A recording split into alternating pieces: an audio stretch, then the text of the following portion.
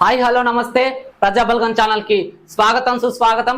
నేను మీ star శివకుమార్జీ అండేకర్। ప్రజాబల్గం channel ద్వారా మొట్టమొదటిసారిగా భారత పౌరులు మనమందరం ఆలోచించాల్సిన విషయాన్ని మీ ముందుకు ఈ వీడియో ద్వారా రావడం జరిగింది।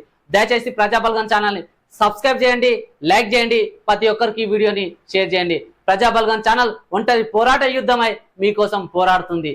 77 ఏళ్ల స్వతంత్ర భారతదేశంలో ఇంకా భారతదేశం అభివృద్ధి చెందుతున్న దేశంగానే మిగిలిపోయింది। దీనికి కారణాలేంటి, దీనికి బాధ్యులు ఎవరు, వీటికి పరిష్కార మార్గాలేంటి అనే అంశాలతో ప్రజాబల్గం ఛానల్ ద్వారా మీకు వివరించే ప్రయత్నం చేస్తున్నాను। ఎంతో చరిత్ర గల భారతదేశం, ఎందరో ఋషులు, యోగులు, జ్ఞానులు, రాజులు, యోధులు పుట్టిన భరతమాత గడ్డ ఇది। సకల సంపదలు ఉన్న భరతమాత భూమి ఇది। అలాంటిది స్వతంత్రం వచ్చి 77 ఏళ్ళు అవుతున్నా ఇంకా భారతదేశం అభివృద్ధి చెందుతున్న దేశంగానే మిగిలిపోయింది। దీనికి వీళ్ళ చేతగాని పనితీరు కాదా? దేశంలోని 200 పార్టీల నాయకులు మరియు దేశంలోని 28 రాష్ట్రాలను గతంలో పరిపాలించిన పార్టీలు ఇప్పుడు పరిపాలిస్తున్న నాయకుల చేతగాని పనితీరు కాదా? వీళ్ళ చేతగాని పనితీరు వల్లనే కదా దేశం 77 ఏళ్ళు అవుతున్నా ఇంకా అభివృద్ధి చెందుతున్న దేశంగానే మిగిలిపోయింది। ఇంకా ఎన్నేళ్ళు పడుతుంది దేశం అభివృద్ధి చెందడానికి? ఒక దేశం ఎదగాలంటే 77 ఏళ్ళు అవసరమా? అభివృద్ధి చెందాలంటే?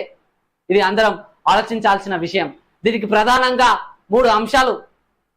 ఒకటి, దేశవ్యాప్తంగా ఉచిత విద్య, నాణ్యమైన ఉచిత విద్య అమలు చేయకపోవడం। 2, మంచి వైద్యం, ఉచిత వైద్యాన్ని దేశవ్యాప్తంగా అందుబాటులో ఉంచకపోవడం। 3, అందరికి ఉపాధి కల్పించకపోవడం। దేశంలో రాష్ట్రంలో ఉచిత పథకాలు పేరుతో ప్రజల్ని మభ్యపెట్టి మోసగించి గెలిచి ఉచిత పథకాల ద్వారా దేశం అభివృద్ధి చెందదు, ఉపాధి ద్వారా అభివృద్ధి చెందుతుంది।